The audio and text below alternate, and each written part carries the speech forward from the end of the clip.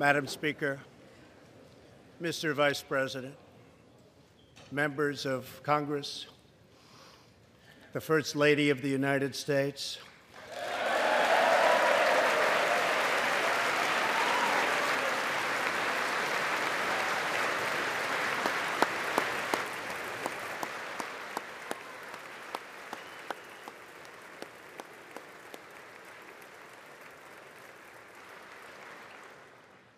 and my fellow Americans. We meet tonight at a moment of unlimited potential.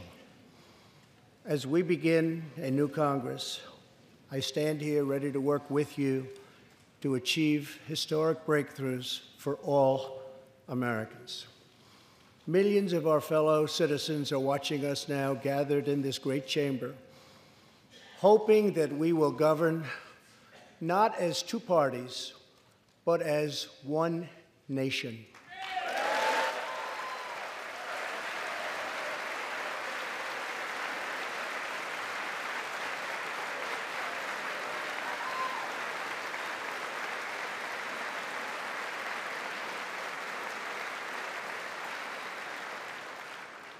The agenda I will lay out this evening is not a Republican agenda or a Democrat agenda. It's the agenda of the American people.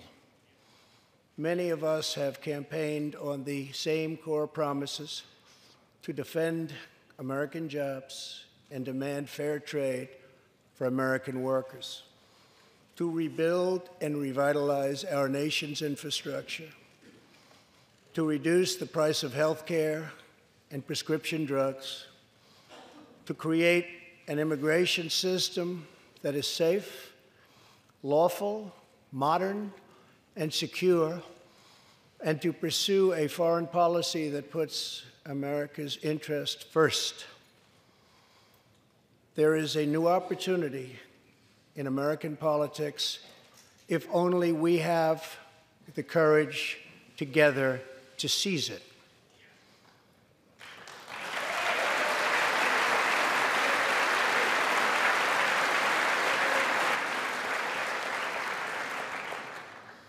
Victory is not winning for our party. Victory is winning for our country.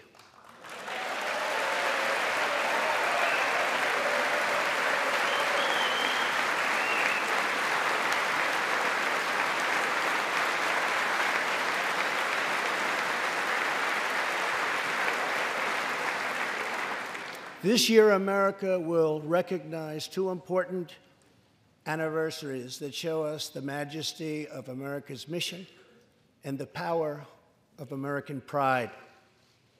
In June, we mark 75 years since the start of what General Dwight D. Eisenhower called the Great Crusade, the Allied liberation of Europe in World War II.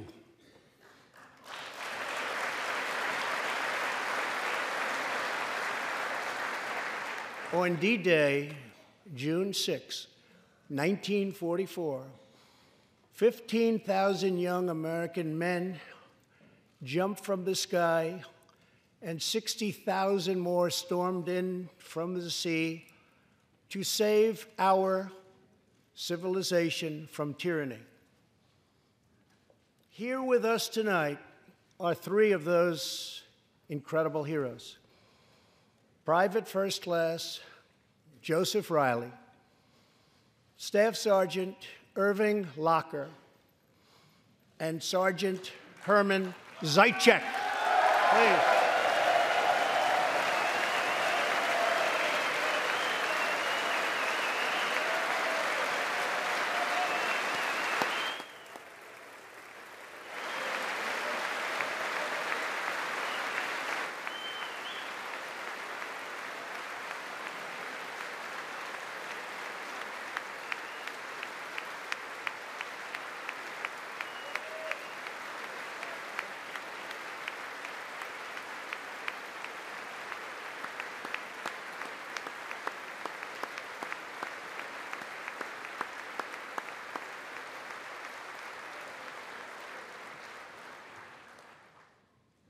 Gentlemen, we salute you.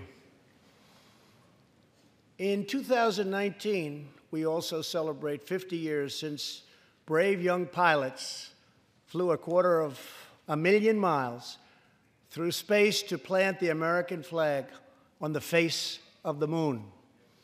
Half a century later, we are joined by one of the Apollo 11 astronauts who planted that flag, Buzz Aldrin.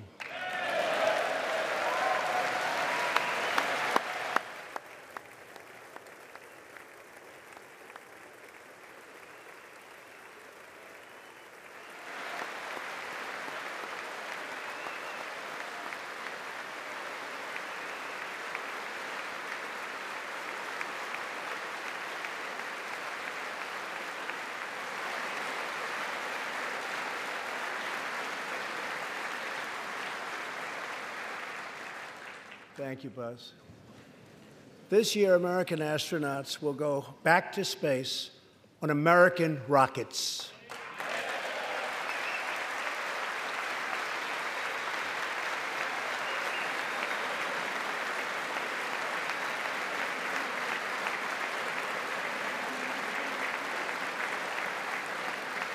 In the 20th century, America saved freedom, transformed science, redefined the middle class, and when you get down to it, there's nothing anywhere in the world that can compete with America.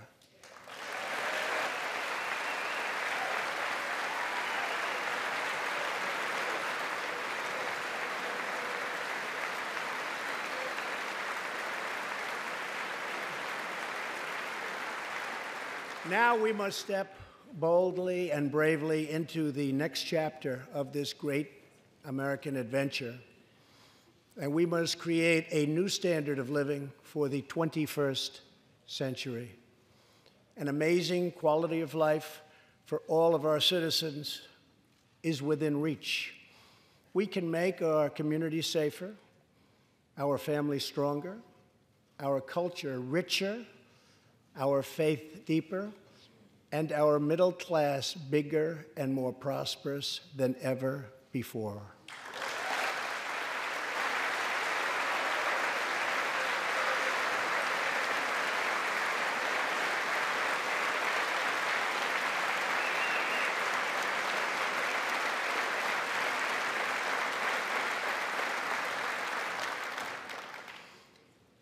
But we must reject the politics of revenge, resistance, and retribution, and embrace the boundless potential of cooperation, compromise, and the common good.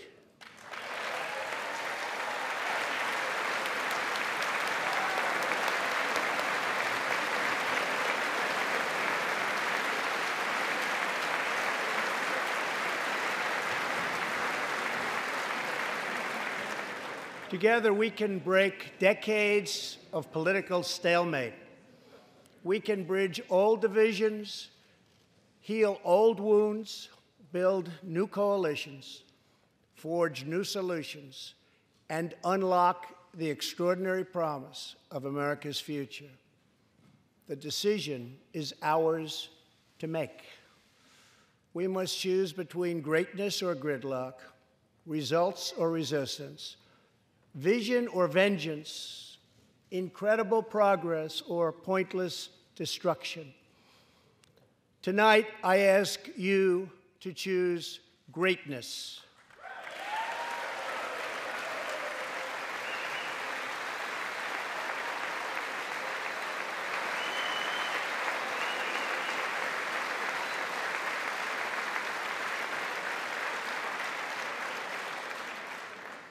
Over the last 2 years, my administration has moved with urgency and historic speed to confront problems neglected by leaders of both parties over many decades. In just over 2 years since the election, we have launched an unprecedented economic boom, a boom that has rarely been seen before. There's been nothing like it. We have created 5.3 million new jobs, and importantly added 600,000 new manufacturing jobs something which almost everyone said was impossible to do. But the fact is, we are just getting started.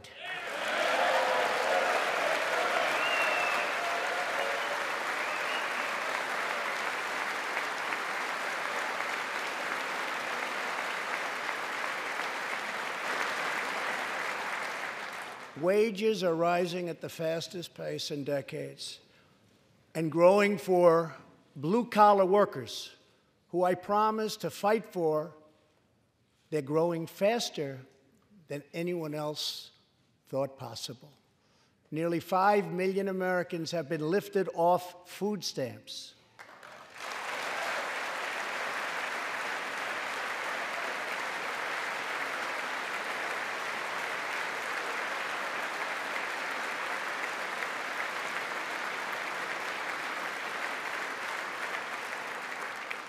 The U.S. economy is growing almost twice as fast today as when I took office. And we are considered far and away the hottest economy anywhere in the world, not even close.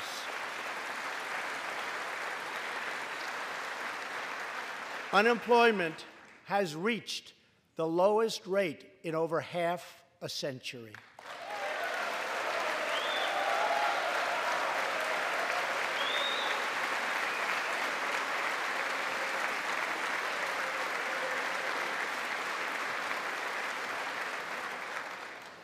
African American, Hispanic American, and Asian American unemployment have all reached their lowest levels ever recorded.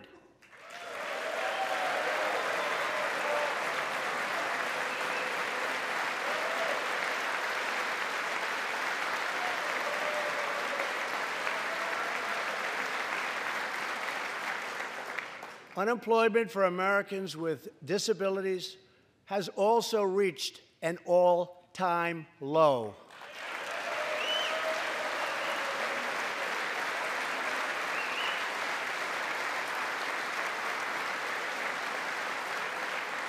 More people are working now than at any time in the history of our country. 157 million people at work.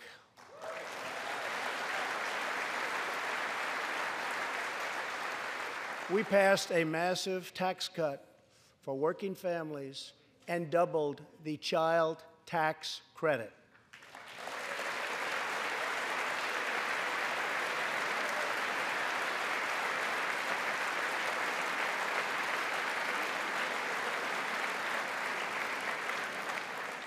We virtually ended the estate tax, or death tax, as it is often called, on small businesses, for ranches, and also for family farms.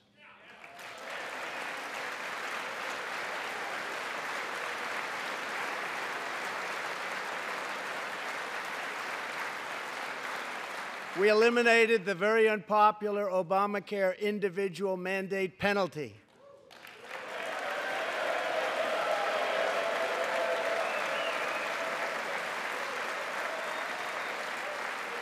And to give critically ill patients access to life-saving cures, we passed, very importantly, right to try.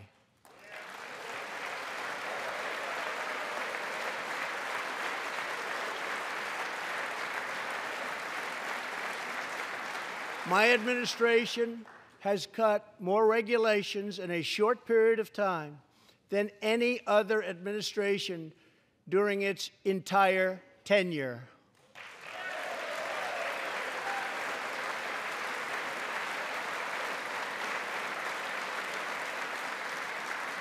Companies are coming back to our country in large numbers, thanks to our historic reductions in taxes and regulations.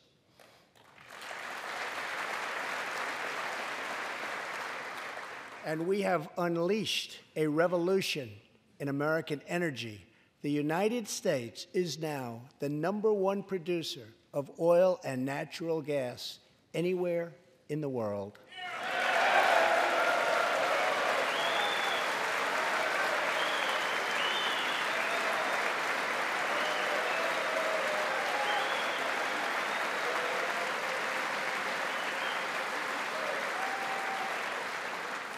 And now, for the first time in 65 years, we are a net exporter of energy.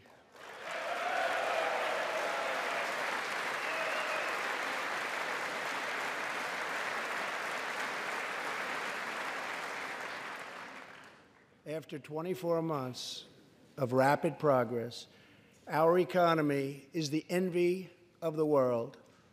Our military is the most powerful on earth by far.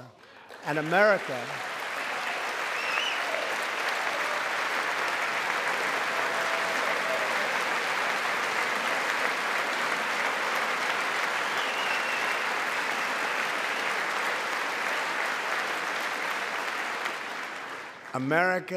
is again winning each and every day.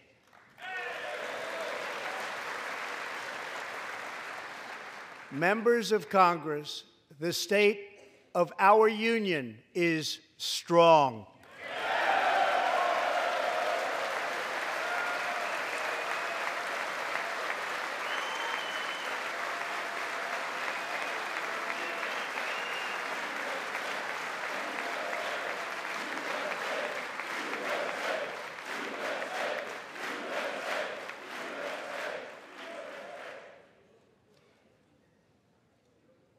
That sounds so good. Our country is vibrant, and our economy is thriving like never before.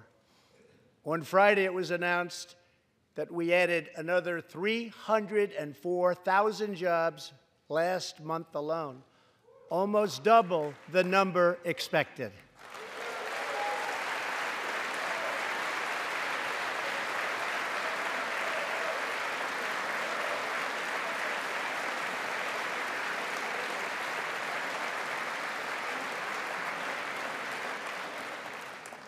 An economic miracle is taking place in the United States, and the only thing that can stop it are foolish wars, politics, or ridiculous partisan investigations.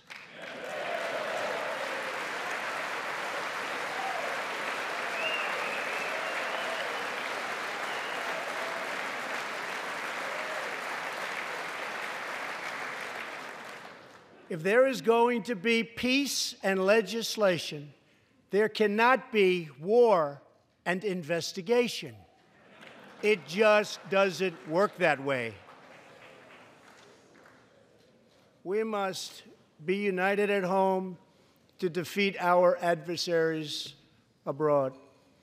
This new era of cooperation can start with finally confirming the more than 300 highly qualified nominees who are still stuck in the Senate, in some cases years and years waiting.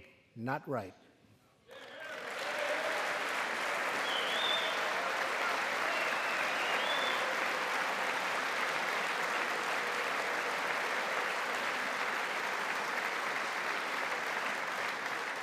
The Senate has failed to act on these nominations, which is unfair to the nominees and very unfair to our country. Now is the time for bipartisan action. Believe it or not, we have already proven that that's possible.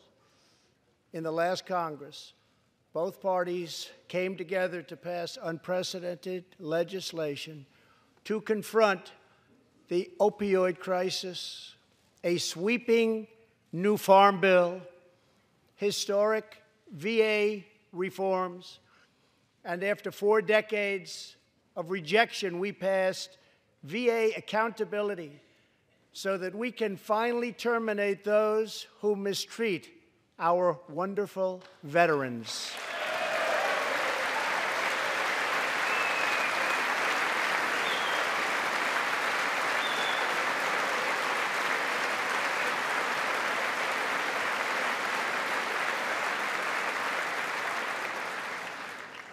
And just weeks ago, both parties united for groundbreaking criminal justice reform. They said it couldn't be done.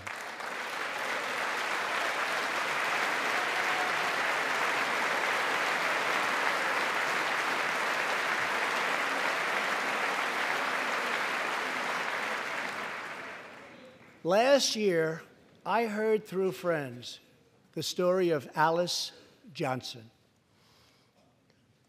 I was deeply moved. In 1997, Alice was sentenced to life in prison as a first-time nonviolent drug offender. Over the next 22 years, she became a prison minister, inspiring others to choose a better path. She had a big impact on that prison population and far beyond. Alice's story underscores the disparities and unfairness that can exist in criminal sentencing and the need to remedy this total injustice. She served almost that 22 years and had expected to be in prison for the remainder of her life. In June, I commuted Alice's sentence. When I saw Alice's beautiful family greet her at the prison gates, hugging and kissing and crying and laughing, I knew I did something right. Alice is with us tonight, and she is a terrific woman. Terrific. Alice, please.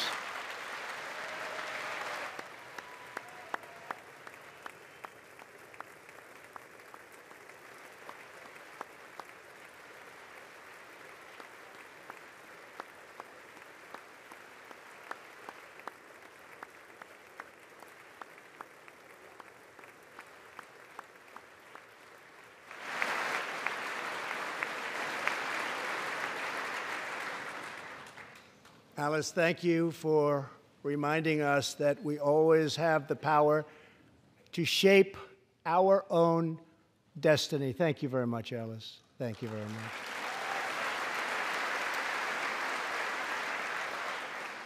Inspired by stories like Alice's, my administration worked closely with members of both parties to sign the First Step Act into law. Big deal. It's a big deal.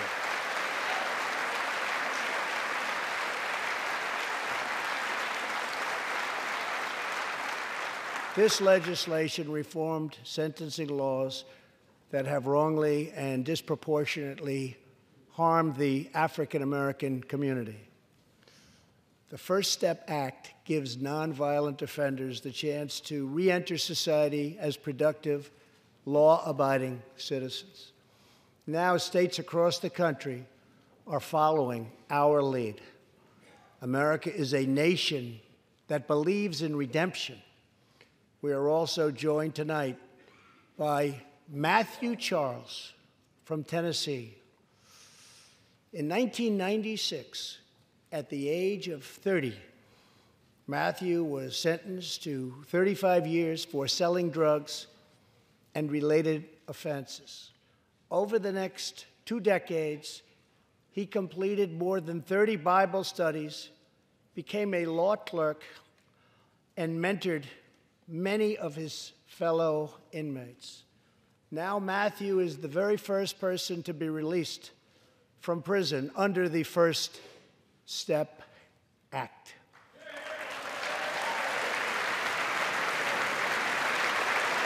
Matthew, please.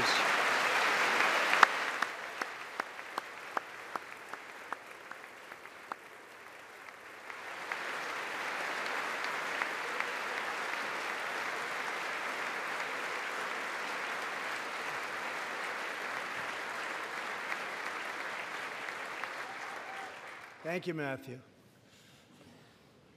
Welcome home.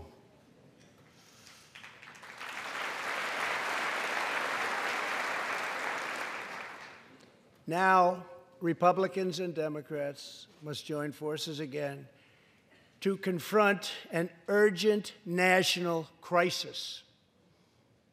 Congress has 10 days left to pass a bill that will fund our government, protect our homeland, and secure our very dangerous southern border.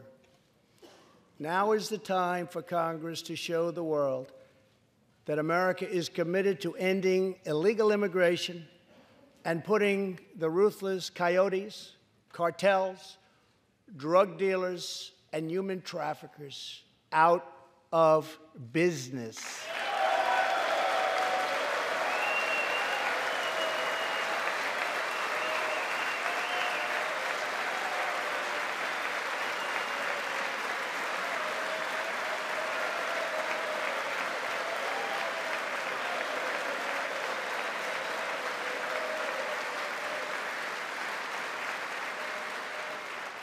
As we speak, large, organized caravans are on the march to the United States.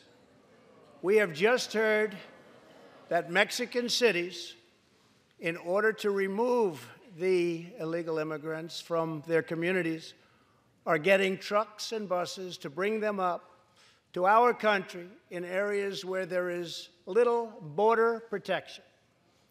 I have ordered another 3,750 troops to our southern border to prepare for this tremendous onslaught.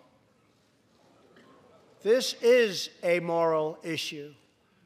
The lawless state of our southern border is a threat to the safety, security, and financial well-being of all America.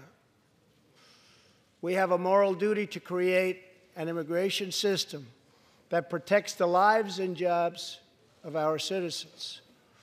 This includes our obligation to the millions of immigrants living here today who followed the rules and respected our laws. Legal immigrants enrich our nation and strengthen our society in countless ways.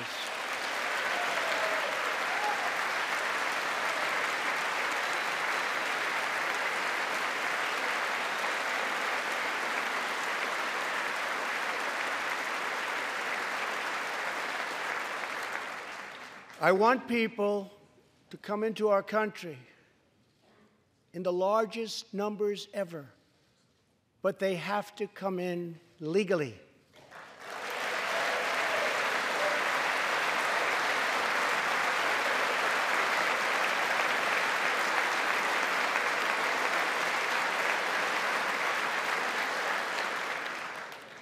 Tonight, I am asking you to defend our very dangerous southern border out of love and devotion to our fellow citizens and to our country. No issue better illustrates the divide between America's working class and America's political class than illegal immigration.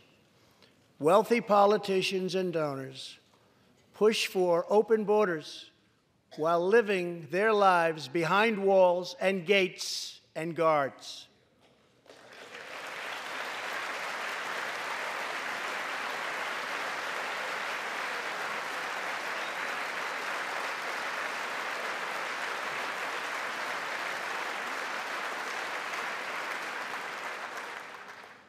Meanwhile, working-class Americans are left to pay the price for mass illegal immigration.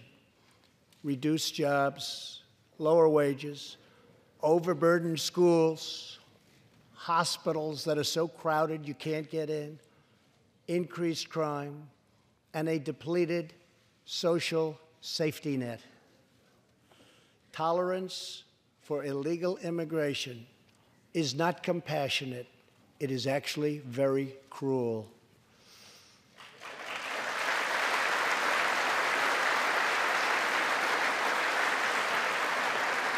One in 3 women is sexually assaulted on the long journey north. Smugglers use migrant children as human pawns to exploit our laws and gain access to our country. Human traffickers and sex traffickers take advantage of the wide open areas between our ports of entry to smuggle thousands of young girls and women into the United States and to sell them into prostitution and modern-day slavery. Tens of thousands of innocent Americans are killed by lethal drugs that cross our border and flood into our cities, including meth, heroin, cocaine, and fentanyl. The savage gang, MS-13, now operates in at least 20 different American states, and they almost all come through our southern border. Just yesterday, an MS-13 gang member was taken into custody for a fatal shooting on a subway platform in New York City. We are removing these gang members by the thousands, but until we secure our border, they're going to keep streaming right back in. Year after year, countless Americans are murdered by criminal, illegal aliens. I've gotten to know many wonderful angel moms and dads and families. No one should ever have to suffer the horrible heartache that they have had to endure. Here tonight is Deborah Bissell. Just 3 weeks ago, Deborah's parents, Gerald and Sharon, were burglarized and shot to death in their Reno, Nevada home by an illegal alien. They were in their 80s and are survived by 4 children, 11 grandchildren, and 20 great-grandchildren. Also here tonight are Gerald and Sharon's granddaughter, Heather, and great-granddaughter, Madison. To Deborah, Heather, Madison, please stand. Few can understand your pain. Thank you, and thank you for being here. Thank you very much.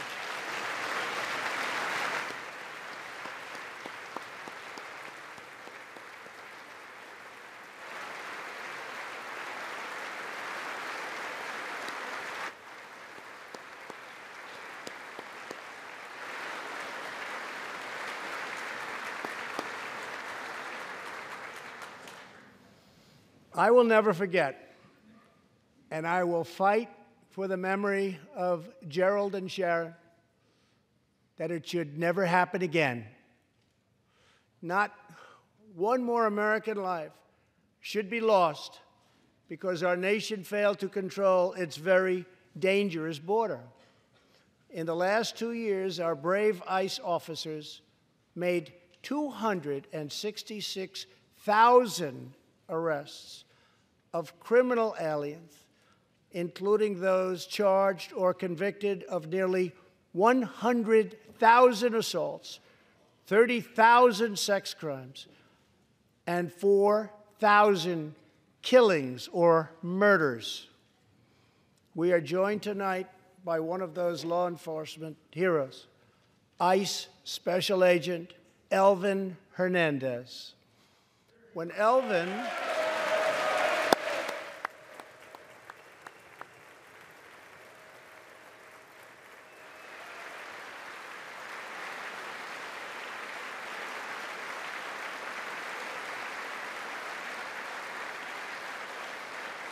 Thank you.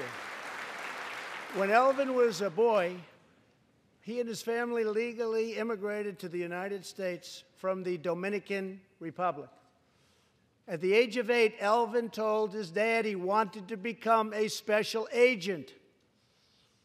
Today, he leads investigations into the scourge of international sex trafficking. Elvin says that if I can make sure these young girls get their justice, I've really done my job. Thanks to his work and that of his incredible colleagues, more than 300 women and girls have been rescued from the horror of this terrible situation.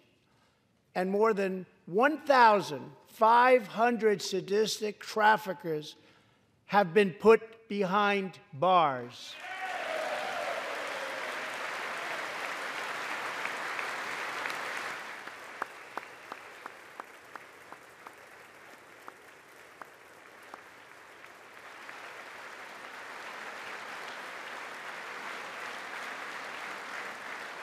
Thank you, Alvin. We will always support the brave men and women of law enforcement, and I pledge to you tonight that I will never abolish our heroes from ICE. Thank you.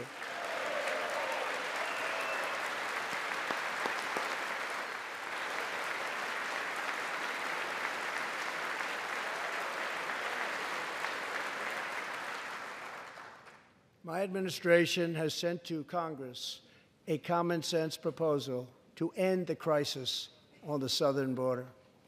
It includes humanitarian assistance, more law enforcement, drug detection at our ports, closing loopholes that enable child smuggling, and plans for a new physical barrier or wall to secure the vast areas between our ports of entry.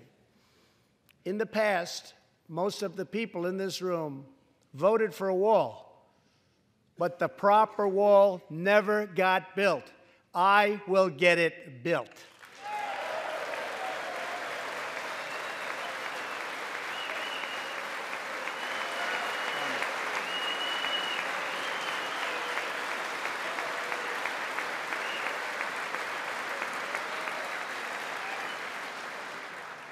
This is a smart, strategic, see-through steel barrier, not just a simple concrete wall.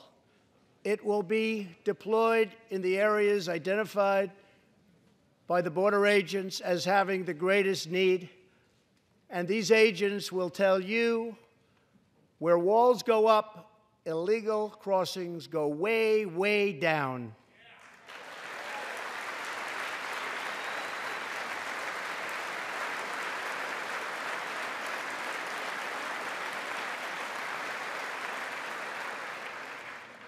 San Diego used to have the most illegal border crossings in our country. In response, a strong security wall was put in place. This powerful barrier almost completely ended illegal crossings. The border city of El Paso, Texas, used to have extremely high rates of violent crime, one of the highest in the entire country, and considered one of our nation's most dangerous cities. Now, immediately upon its building, with a powerful barrier in place, El Paso is one of the safest cities in our country. Simply put, walls work and walls save lives.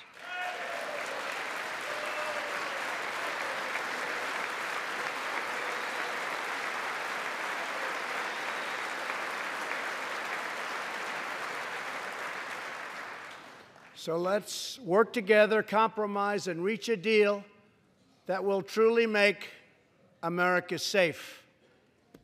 As we work to defend our people's safety, we must also ensure our economic resurgence continues at a rapid pace. No one has benefited more from our thriving economy than women, who have filled 58% of the newly created jobs last year.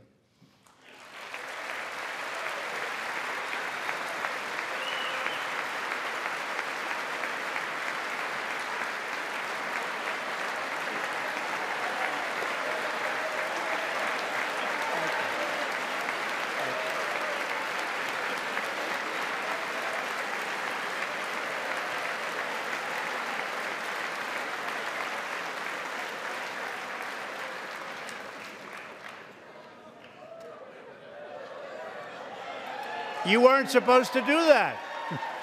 Thank you very much. Thank you very much. All Americans can be proud that we have more women in the workforce than ever before.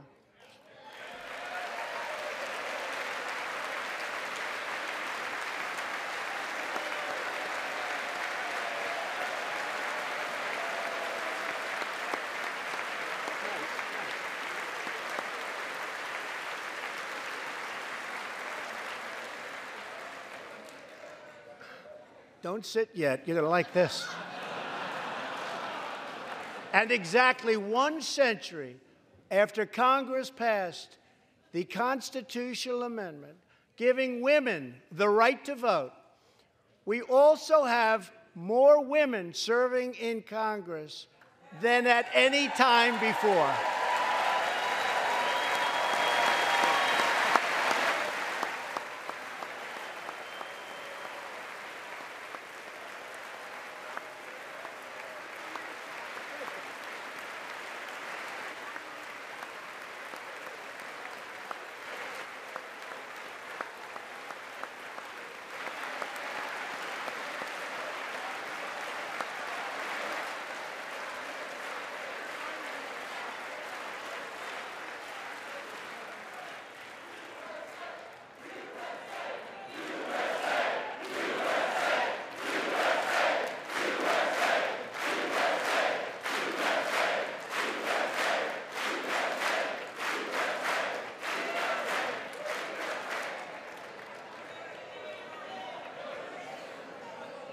That's great. Really great. And congratulations. That's great. As part of our commitment to improving opportunity for women everywhere, this Thursday, we are launching the first ever government-wide initiative focused on economic empowerment for women in developing countries. To build on, thank you. To build on our incredible economic success, one priority is paramount: reversing decades of calamitous trade policies. So bad.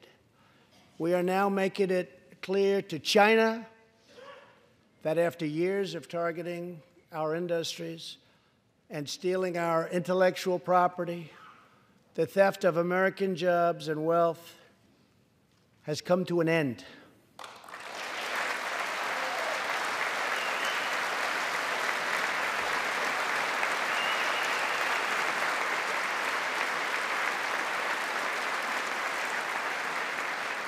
Therefore, we recently imposed tariffs on $250 billion of Chinese goods, and now our Treasury is receiving billions and billions of dollars. But I don't blame China for taking advantage of us. I blame our leaders and representatives for allowing this travesty to happen. I have great respect for President Xi, and we are now working on a new trade deal with China. But it must include real structural change to end unfair trade practices, reduce our chronic trade deficit, and protect American jobs.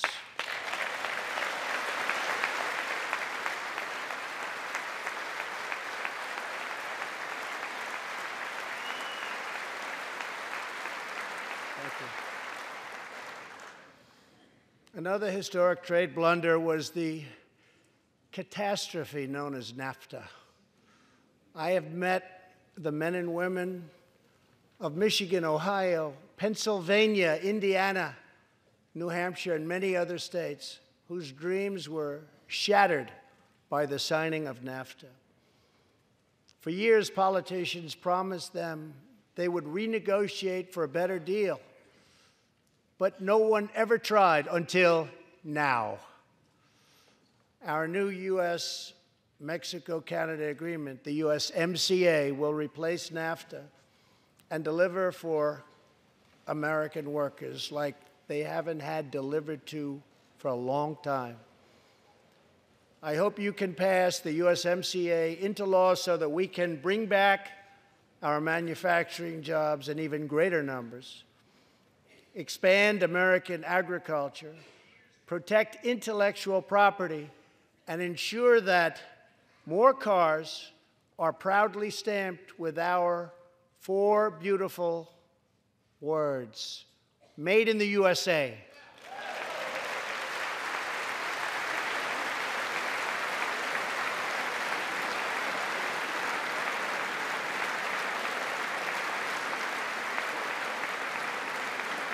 Tonight, I am also asking you to pass the United States Reciprocal Trade Act so that if another country places an unfair tariff on an American product, we can charge them the exact same tariff on the exact same product that they sell to us.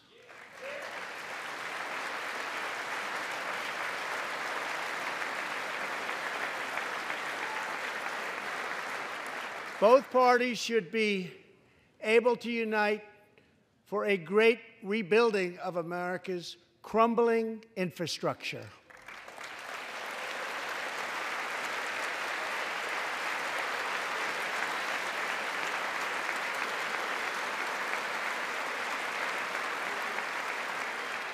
I know that Congress is eager to pass an infrastructure bill, and I am eager to work with you on legislation to deliver new and important infrastructure investment, including investments in the cutting-edge industries of the future. This is not an option. This is a necessity. The next major priority for me and for all of us should be to lower the cost of health care and prescription drugs, and to protect patients with pre-existing conditions.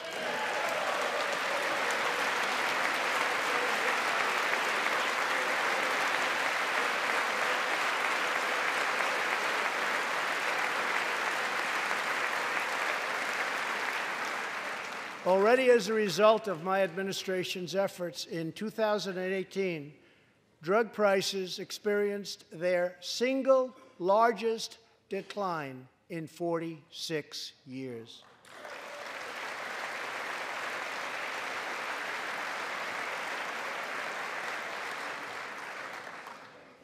But we must do more. It's unacceptable that Americans pay vastly more than people in other countries for the exact same drugs, often made in the exact same place. This is wrong, this is unfair, and together we will stop it, and we'll stop it fast.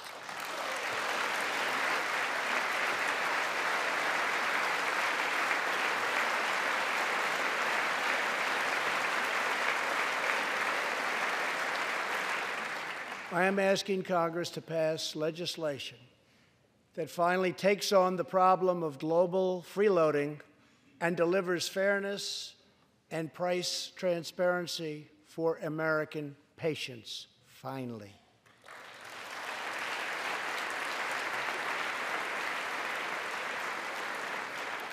We should also require drug companies, insurance companies, and hospitals to disclose real prices to foster competition and bring costs way down.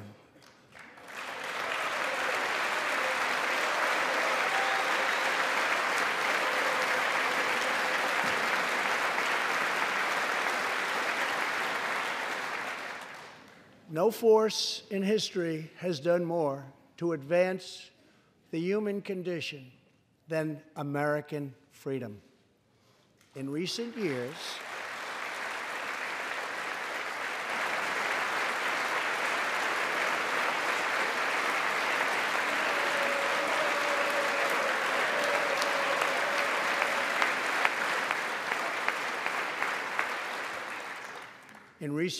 we have made remarkable progress in the fight against HIV and AIDS.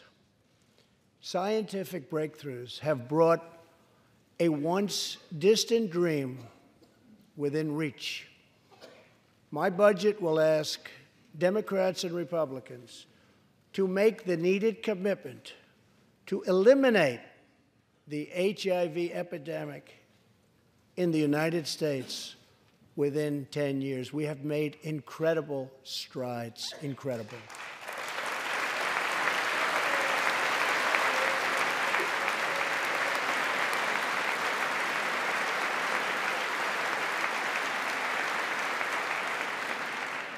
Together, we will defeat AIDS in America and beyond.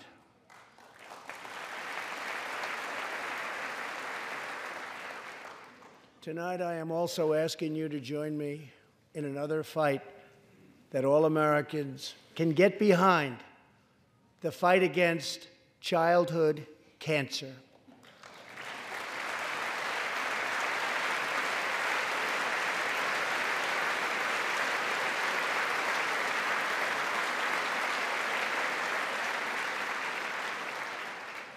Joining Melania in the gallery this evening is a very brave 10-year-old girl, Grace Eline. Every birthday,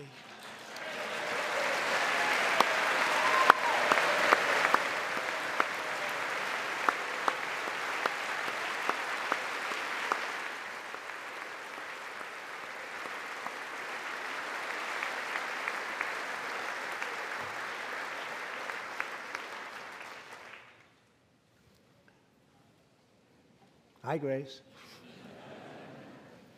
Every birthday since she was 4, Grace asked her friends to donate to St. Jude's Children's Hospital. She did not know that one day she might be a patient herself. That's what happened. Last year, Grace was diagnosed with brain cancer. Immediately, she began radiation treatment. At the same time, she rallied her community and raised more than $40,000 for the fight against cancer.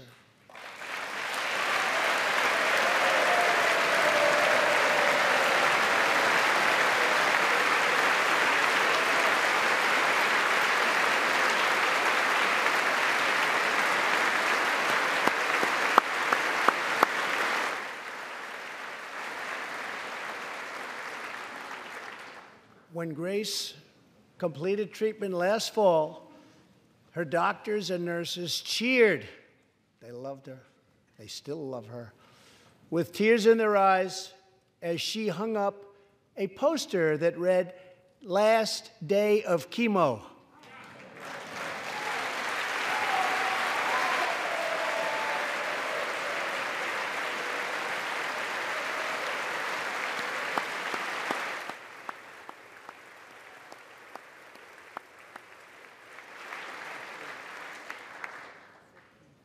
Thank you very much, Grace. You are a great inspiration to everyone in this room. Thank you very much.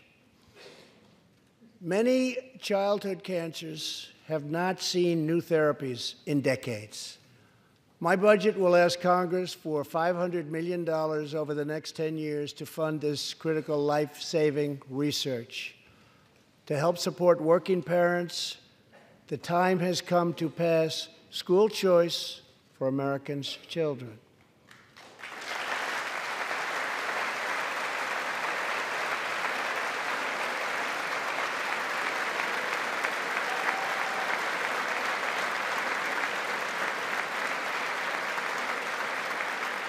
I am also proud to be the first president to include in my budget a plan for nationwide paid family leave so that every new parent has the chance to bond with their newborn child.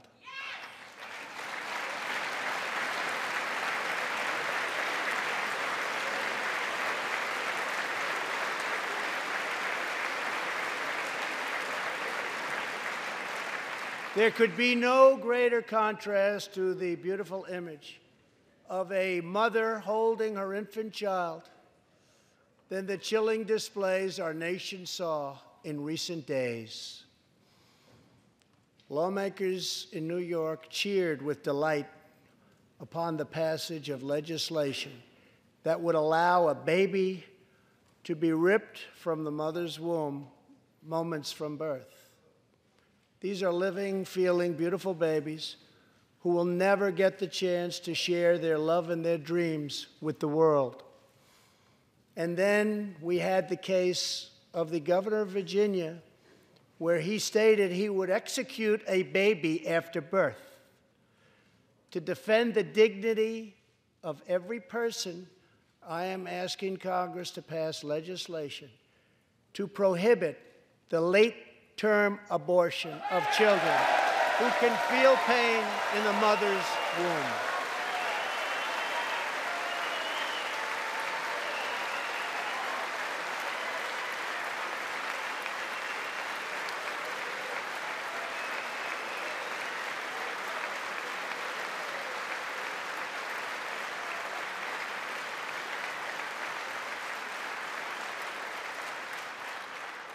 Let us work together to build a culture that cherishes innocent life.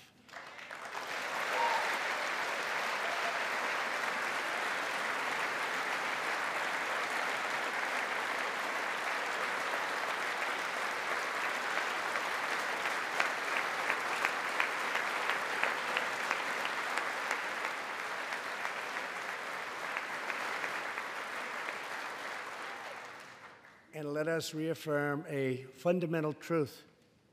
All children, born and unborn, are made in the holy image of God.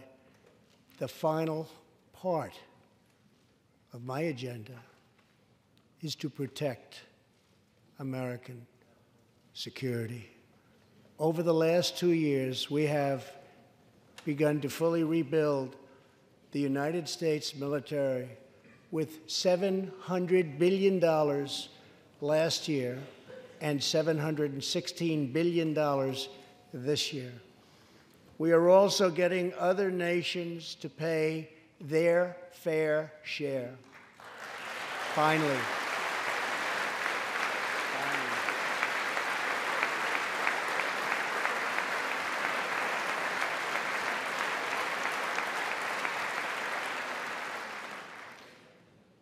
For years, the United States was being treated very unfairly by friends of ours,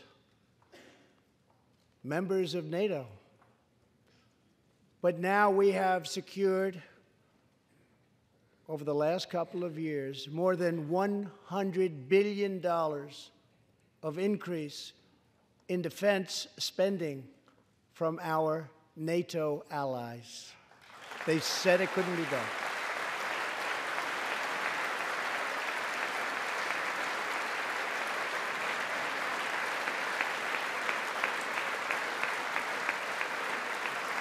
As part of our military buildup, the United States is developing a state-of-the-art missile defense system. Under my administration, we will never apologize for advancing America's interests.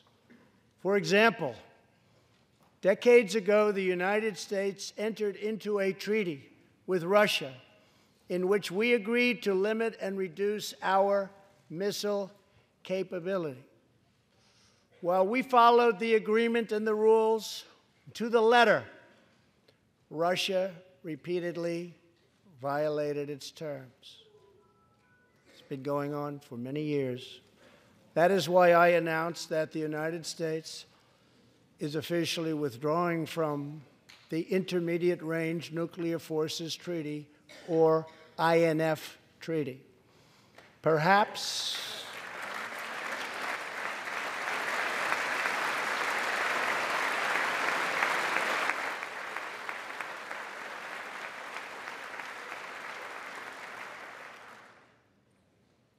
we really have no choice. Perhaps we can negotiate a different agreement, adding China and others. Or perhaps we can't, in which case we will outspend and out-innovate all others by far.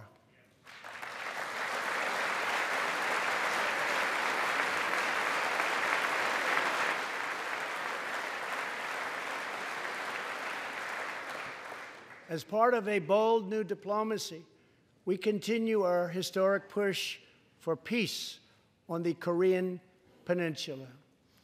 Our hostages have come home. Nuclear testing has stopped, and there has not been a missile launch in more than 15 months. If I had not been elected President of the United States, we would right now, in my opinion, be in a major war with North Korea.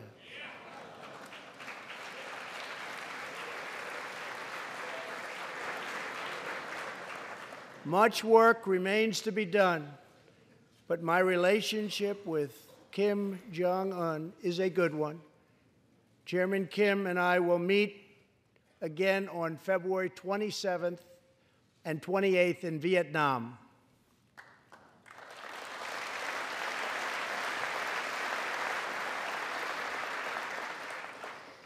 2 weeks ago, the United States officially recognized the legitimate government of Venezuela and its new president, Juan Guaido.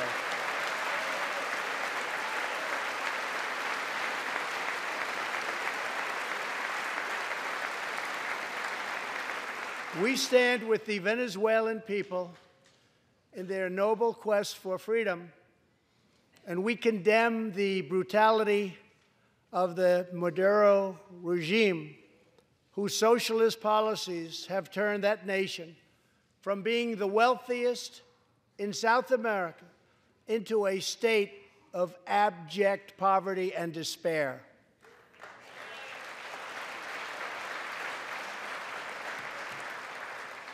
Here in the United States, we are alarmed by the new calls to adopt socialism in our country.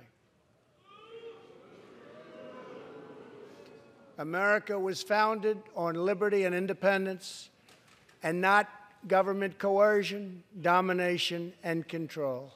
We are born free, and we will stay free.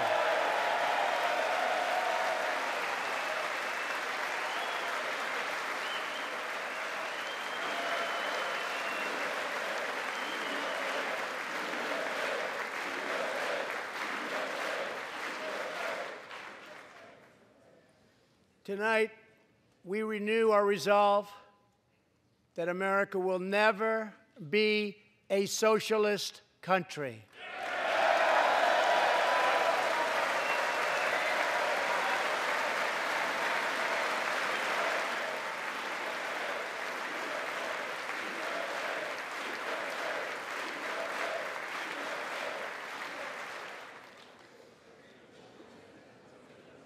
One of the most complex set of challenges we face, and have for many years, is in the Middle East. Our approach is based on principled realism, not discredited theories that have failed for decades to yield progress. For this reason, my administration recognized the true capital of Israel and proudly opened the American embassy in Jerusalem.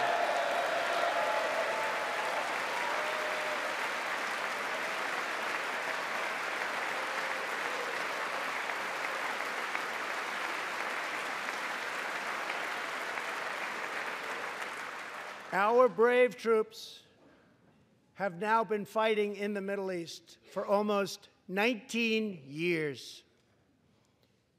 In Afghanistan and Iraq, nearly 7,000 American heroes have given their lives.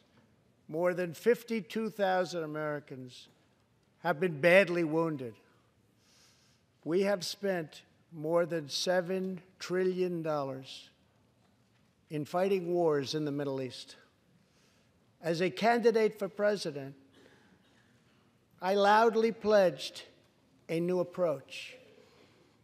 Great nations do not fight endless wars.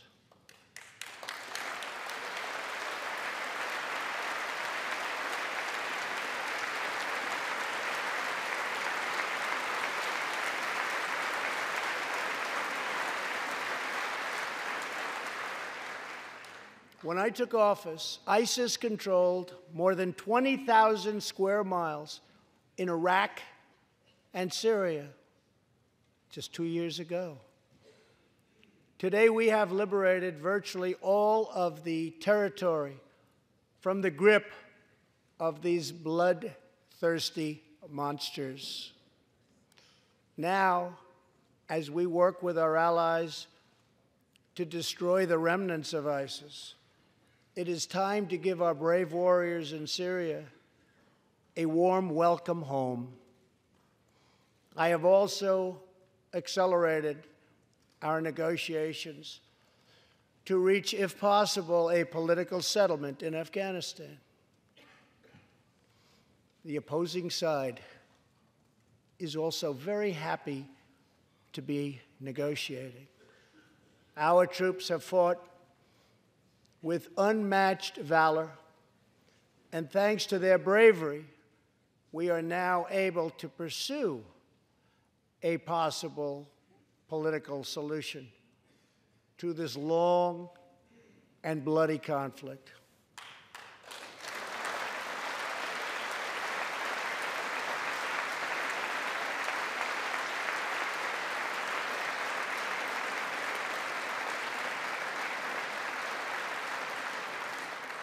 In Afghanistan, my administration is holding constructive talks with a number of Afghan groups, including the Taliban. As we make progress in these negotiations, we will be able to reduce our troops' presence and focus on counterterrorism, and we will indeed focus on counterterrorism. We do not know whether we'll achieve an agreement, but we do know that after 2 decades of war, the hour has come to at least try for peace, and the other side would like to do the same thing. It's time.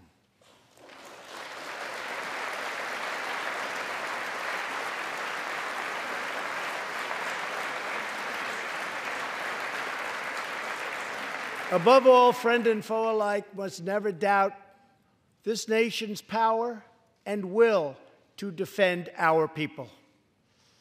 18 years ago, violent terrorists attacked the USS Cole, and last month, American forces killed one of the leaders of that attack.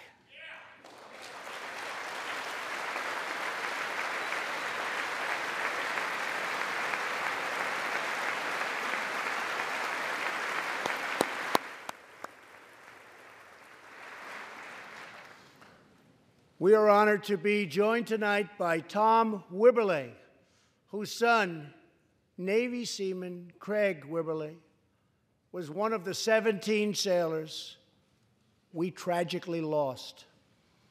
Tom, we vow to always remember the heroes of the USS Cole. Thank you, Tom.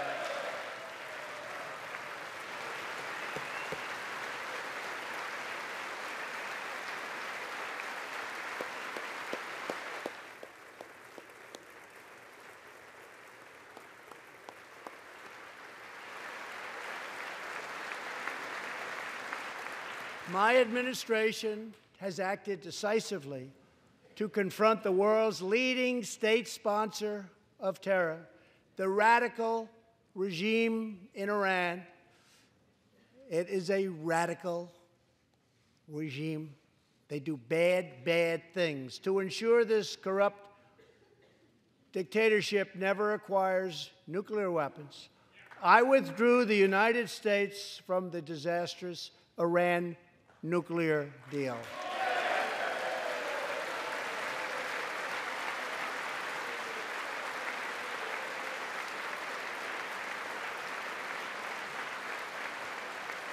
And last fall, we put in place the toughest sanctions ever imposed by us on a country.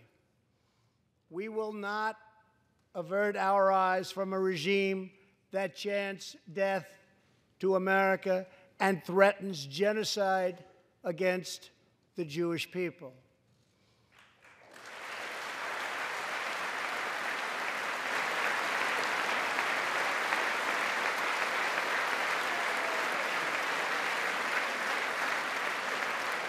We must never ignore the vile poison of anti-Semitism or those who spread its venomous creed. With one voice, we must confront this hatred anywhere and everywhere it occurs. Just months ago, 11 Jewish Americans were viciously murdered in an anti-Semitic attack on the Tree of Life Synagogue in Pittsburgh. SWAT officer Timothy Matson raced into the gunfire and was shot 7 times chasing down the killer, and he was very successful. Timothy has just had his 12th surgery, and he's going in for many more. but he made the trip to be here with us tonight. Officer Mattson, please.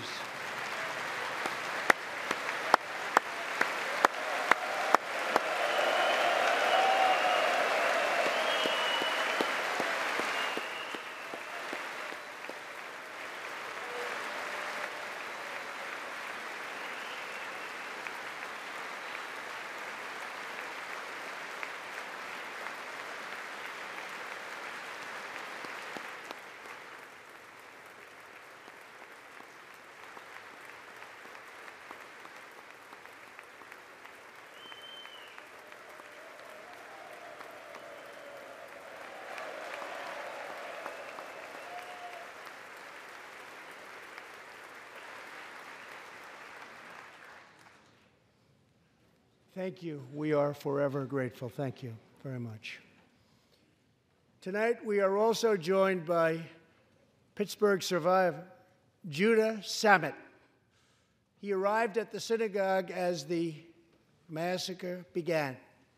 But not only did Judah narrowly escape death last fall, more than 7 decades ago, he narrowly survived the Nazi concentration camps. Today is Judah's 81st birthday.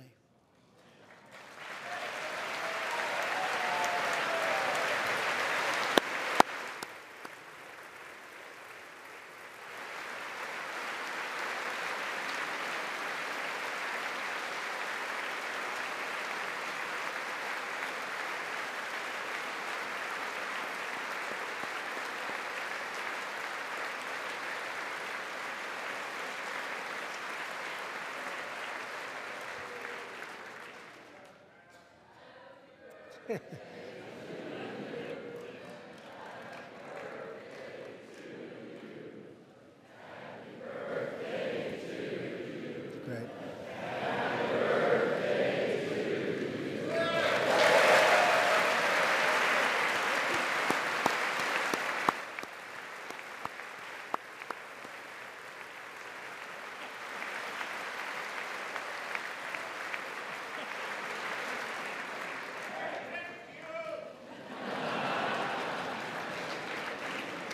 They wouldn't do that for me, Judah.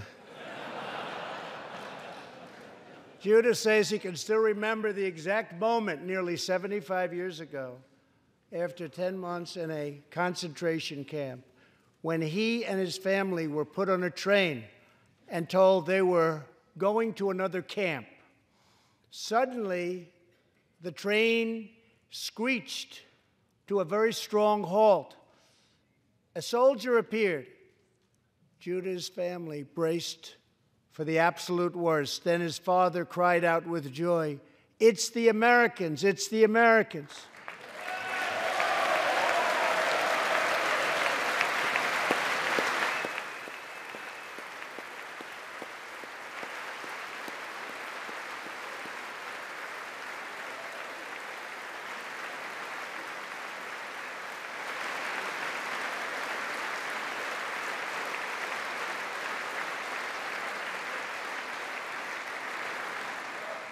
Thank you. A second Holocaust survivor who is here tonight, Joshua Kaufman, was a prisoner at Dachau. He remembers watching through a hole in the wall of a cattle car as American soldiers rolled in with tanks. To me, Joshua recalls, the American soldiers were proof that God exists. And they came down from the sky. They came down from heaven. I began this evening by honoring 3 soldiers who fought on D-Day in the Second World War. One of them was Herman Zaitchik. But there is more to Herman's story. A year after he stormed the beaches of Normandy, Herman was one of the American soldiers who helped liberate Dachau.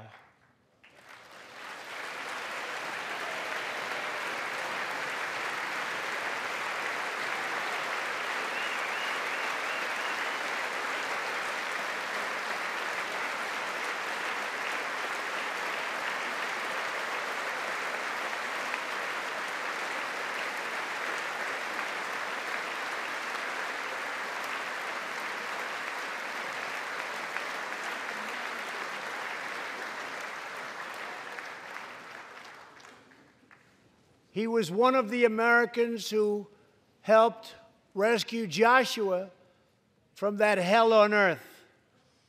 Almost 75 years later, Herman and Joshua are both together in the gallery tonight, seated side by side, here in the home of American freedom. Herman and Joshua, your presence this evening is very much appreciated. Thank you very much.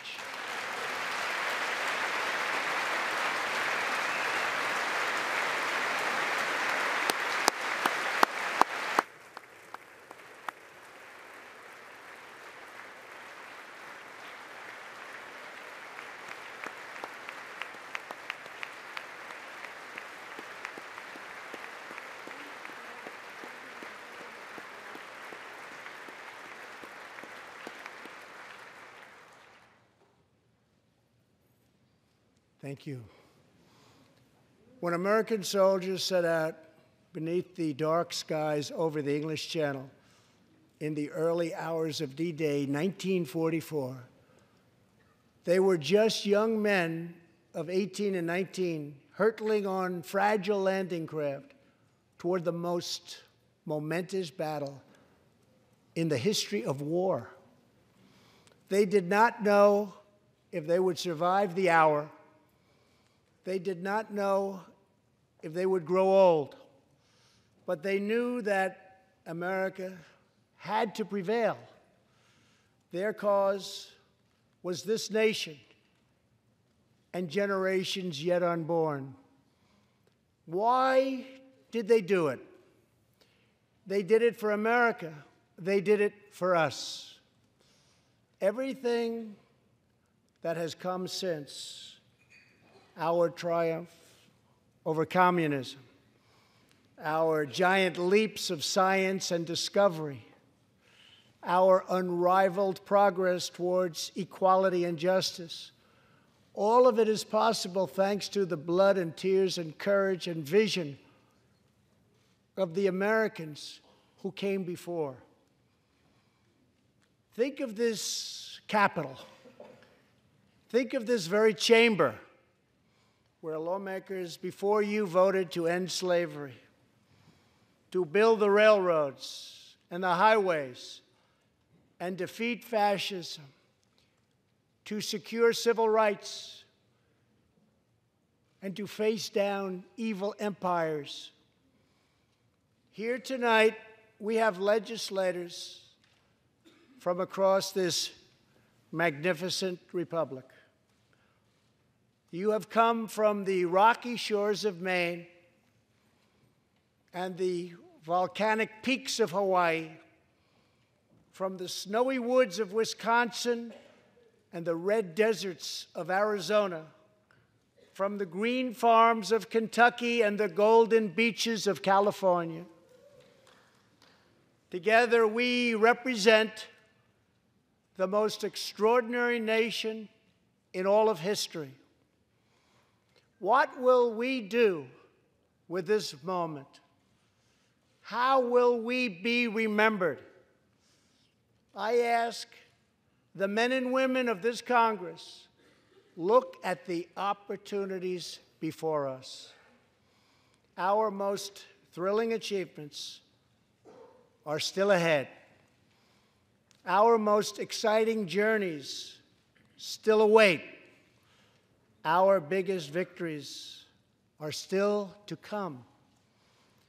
We have not yet begun to dream. We must choose whether we are defined by our differences or whether we dare to transcend them.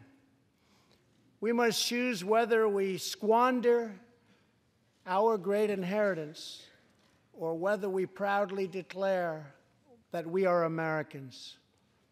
We do the incredible. We defy the impossible.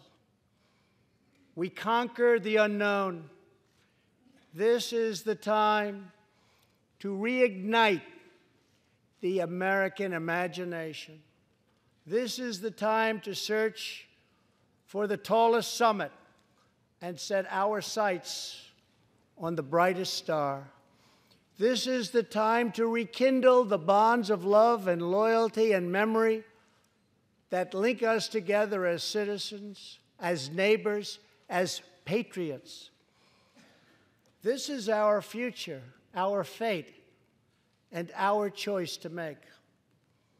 I am asking you to choose greatness. No matter the trials we face, no matter the challenges to come, we must go forward together. We must keep America first in our hearts. We must keep freedom alive in our souls. And we must always keep faith in America's destiny. That one nation, under God, must be the hope and the promise and the light and the glory among all the nations of the world. Thank you, God bless you, and God bless America. Thank you very much.